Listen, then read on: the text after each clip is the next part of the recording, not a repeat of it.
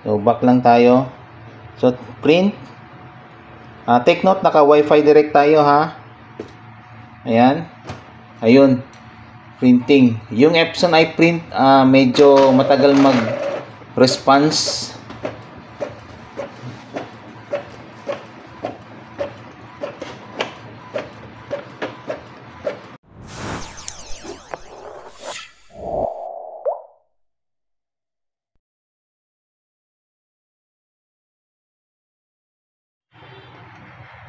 Magandang araw po sa inyong lahat. Pinoy Techs po, nagbabalik.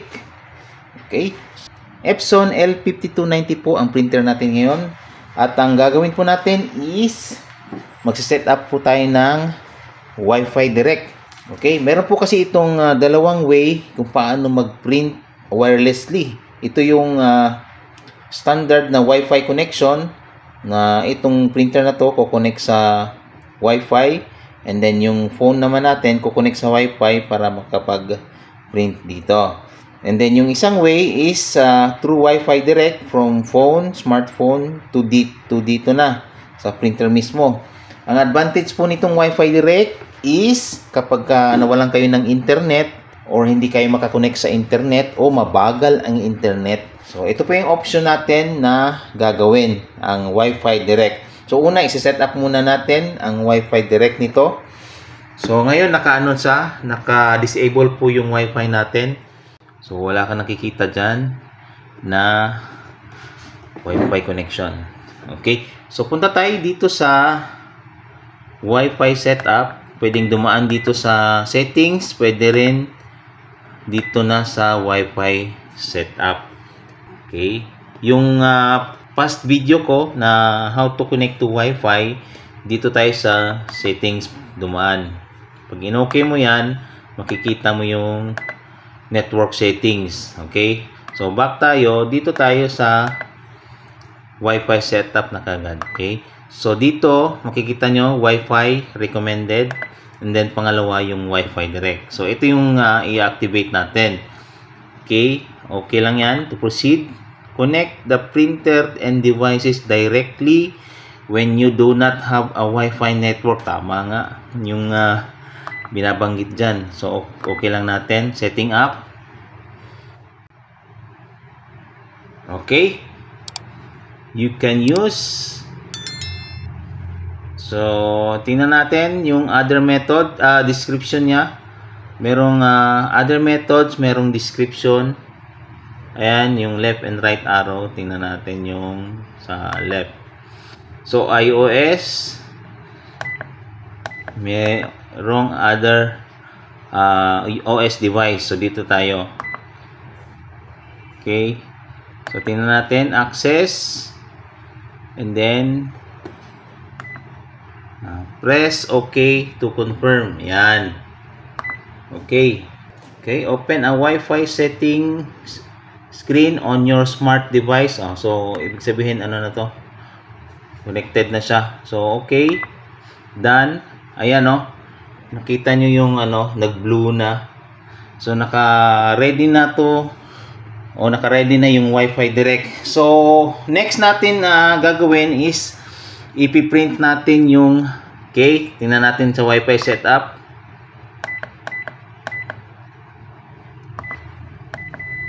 Okay, back tayo. So, wala dyan. Punta tayo sa settings. Yan. Punta tayo sa network settings. Yan. Ito, print status sheet. Ito yung kailangan yung i-print para makuha nyo yung password ng Wi-Fi direct. Okay? So, okay to proceed. Yan. Print network status. Yes, start. Printing.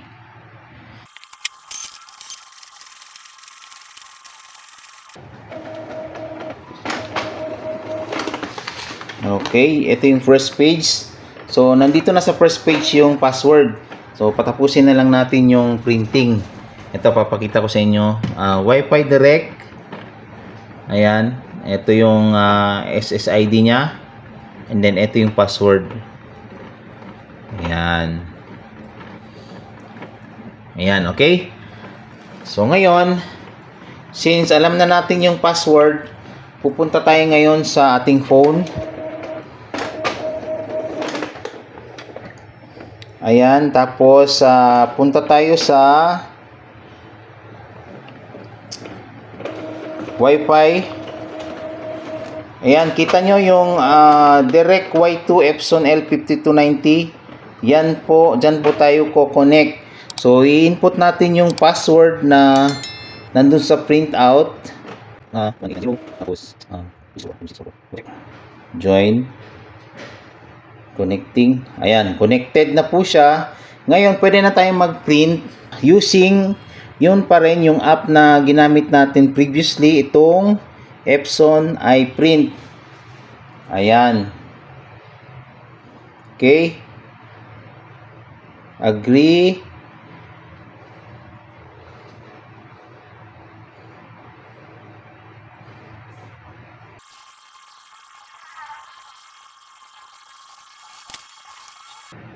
L5290.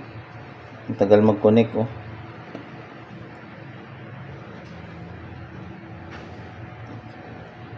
Tagal, nagahang siya dito. Okay guys, medyo nagahang siya dito o naglalag siya dito. Subukan natin sa isang app, yung paborito nating Noco Print app. Ito kasi universal ito, pwede ito sa ibang brand na mga printers. Ayan, so not selected, select tayo ng printer. Meron siyang na-detect, check natin kung ito ba yon. So although nagbabasa pa siya, kasi nga tama naman, connected naman tayo sa sa Wi-Fi direct. Tingnan natin to kung gagana ba. Ayan, so gumana siya, na-check niya, printer has successfully installed. Ayan, continue with ads. So print tayo ng docs, picture, camera, to. Ayan, so kung gusto niyo baguhin settings, ayan dito. So back lang tayo. So print, take note, naka Wi-Fi direct tayo, ha. Ayan, ayun, printing. Yung Epson iPrint medyo matagal mag response.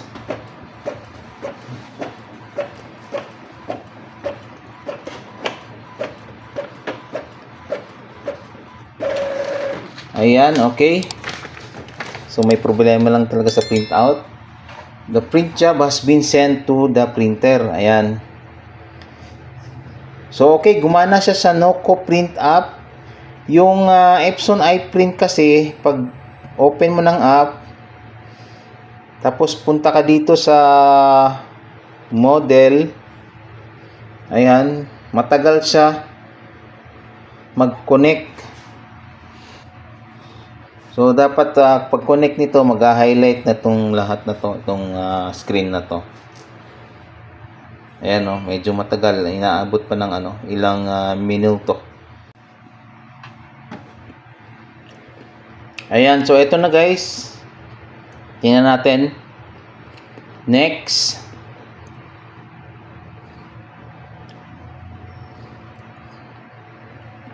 Next. Okay, turn on. Okay, ayan. May nakita siyang L5290. Pero dito, cannot find any printers. Tingnan natin. Ayun. Ayun. Ito kasi yung sa Wi-Fi. Ito yung sa Wi-Fi direct. So, select natin to. Ayan. Open Wi-Fi settings. Could not connect. Ayan, may problema. Could not connect. Although connected naman. Okay, connected.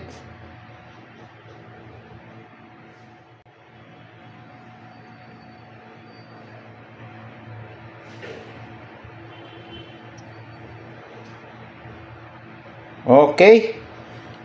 So, connected na siya. Kasi nag-highlight na. Ayan, back tayo. Punta tayo sa photos. So, magpiprint tayo. Select. Next.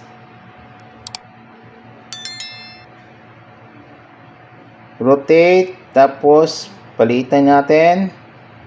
And then, print. Processing. Ayun. So, medyo matagal lang talaga mag-response yung Epson iPrint app. Ayan o, printing na siya.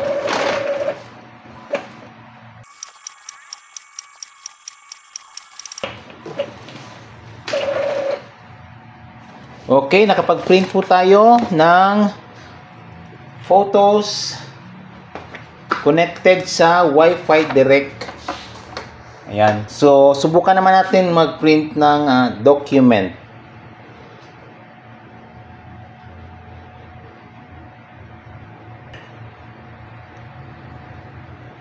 File.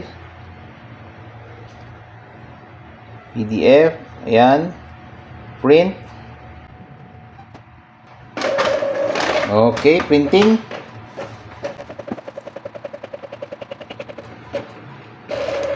Okay, ito po, nag-print tayo ng document na PDF file.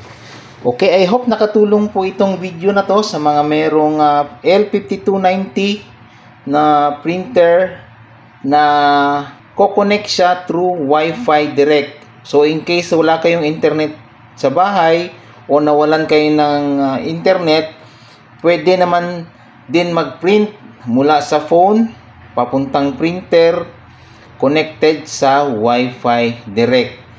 Kung nagustuhan niyo naman po itong video na to, maaari po kayong mag-like, share, and subscribe. Follow na rin po sa ating TikTok at Facebook page. Okay, see you soon po. Dito lang sa Pinoy Tech Channel. Bye-bye.